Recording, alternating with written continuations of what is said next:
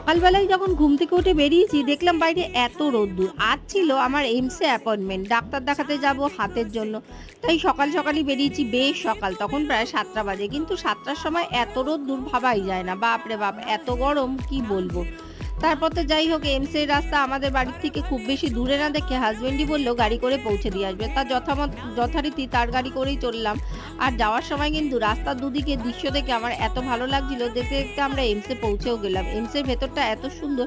এর আগেও যদিও আমি দুবার এসেছি, কিন্তু এত ভিড় ছিল না। আজকে দেখলাম প্রচন্ড ভিড় ছিল।